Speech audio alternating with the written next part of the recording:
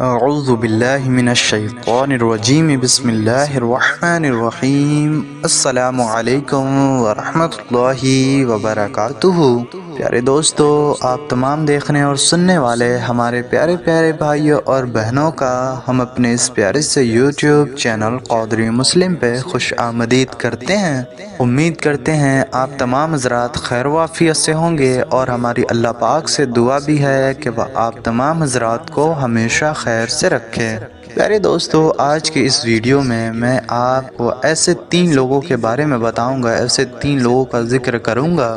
کہ جن کی نماز قبول نہیں ہوتی۔ یہ ساری باتیں میں آپ کو قرآن و حدیث کی دلائل کی روشنی میں بتاؤں گا کہ اللہ کے رسول پاک صلی اللہ علیہ وآلہ وسلم نے ارشاد فرمایا کہ ان 3 لوگوں کی نماز اللہ تبارک و تعالیٰ کے بارگاہ میں قبول نہیں ہوتی۔ پیارے دوستو، آپ دہل جائیں گے یہ باتیں سننے کے بعد، آپ کا دل ہل جائے گا یہ باتیں سننے کے بعد۔ بہت سے ایسے ہمارے معاشرے میں لوگ ہیں کہ جو نماز تو پڑھتے ہیں، نمازوں کی پابندی تو کرتے ہیں، لیکن انہیں شاید ہی اس بات کی خبر ہوتی ہے کہ ان کی نماز صحیح ہے یا پھر نہیں، ان کی نماز قبول بھی ہوتی ہے یا پھر قبول نہیں ہوتی۔ تو پیارے دوستو، آپ اس ویڈیو کو پورا دیکھیں، انشاءاللہ تبارک و تعالی آپ کو اس بات کا علم ہو جائے گا کہ آپ کی نماز قبول ہوتی ہے یا پھر نہیں۔ اور انشاءاللہ تبارک و تعالی اس ویڈیو میں آپ کو بہت کچھ سیکھنے کو بھی ملے گا۔ تو آپ سے گزارش ہے کہ ویڈیو کو ایک لائک ضرور کر دیں، اور اگر آپ ہمارے یوٹیوب چینل قادری مسلم پر نئے ہیں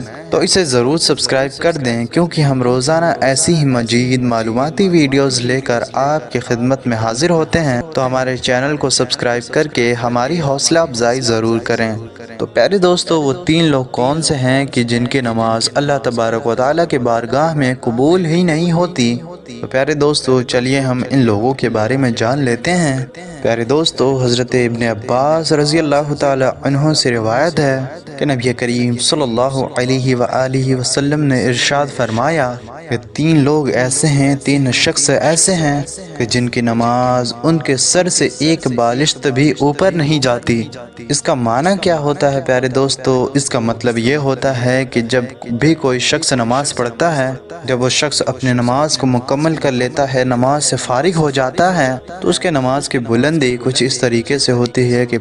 پہلے آسمان پر، دوسرے آسمان پر، تیسرے چوتھے آسمان پر، اس طریقے سے ہر شخص کی نماز اللہ تبارک و تعالیٰ کے بارگاہ میں قبول ہوتی ہے۔ تو پیارے دوستو، ایسے شخص کے بارے میں کہ جن کے بارے میں ہم بتانے والے ہیں، ان کے پہلے دوسرے آسمان تک جانے کی تو بات چھوڑیے، رسول اللہ صلی اللہ علیہ وسلم نے ارشاد فرمایا کہ ان 3 لوگوں کی نماز ان کے سر سے ایک بالشت بھی اوپر نہیں جاتی۔ تو اللہ تبارک و تعالیٰ کے بارگاہ میں ان کی نماز قبول ہی کہاں ہوگی کہ جو ان کے سر سے کچھ ہی اوپر تک نہیں جاتی۔ یہ ابن ماجہ کی حدیث ہے۔ پیارے دوستو، اب ہم جان لیتے ہیں کہ وہ 3 شخص کون ہیں، وہ 3 لوگ کون سے ہیں کہ جن کی نماز اللہ تبارک و تعالیٰ کے بارگاہ میں قبول نہیں ہوتی۔ پیارے دوستو، میں سیریل وائز آپ کو ان لوگوں کے بارے میں بتاؤں گا۔ پیارے دوستو، جو میں آپ کو بتانے والا ہوں، جن باتوں کو بتانے والا ہوں، یہ حدیث پاک میں صاف طور پر موجود ہیں۔ میں آپ کو حدیث پاک کا مفہوم بالکل اچھے سے بتا دیتا ہوں۔ نبی کریم صلی اللہ علیہ وآلہ وسلم نے ارشاد فرمایا کہ پہلا وہ شخص کہ جو امام ہو، جو امامت وغیرہ کرتا ہو، اور اس کے اندر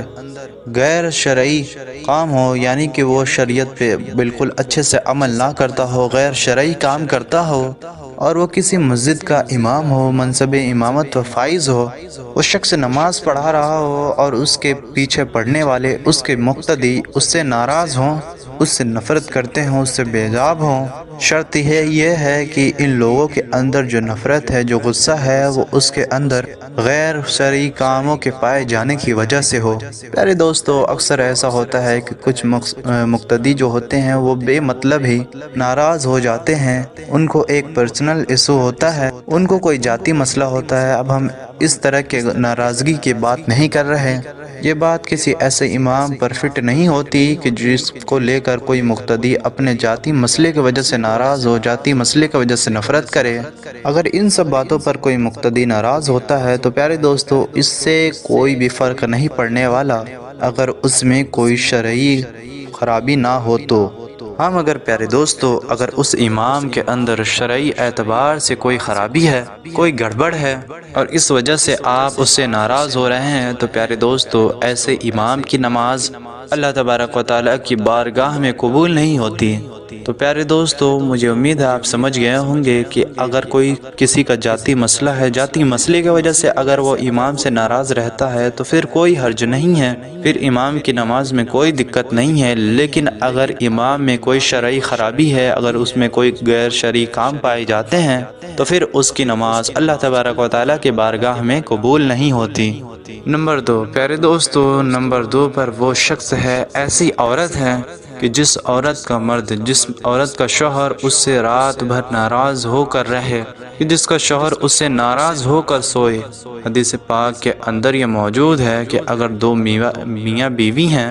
اگر شوہر نے اپنی بیوی کو بستر پہ بلایا اور اگر بیوی نے آنے سے انکار کر دیا، منع کر دیا کہ میں نہیں آؤں گی، اور اگر پوری رات شوہر ناراض رہا، اسی ناراضگی میں پوری رات گزر گئی، تو پیارے دوستو ایسی عورت کی نماز بھی اللہ تبارک و تعالیٰ کی بارگاہ میں قبول نہیں ہوتی۔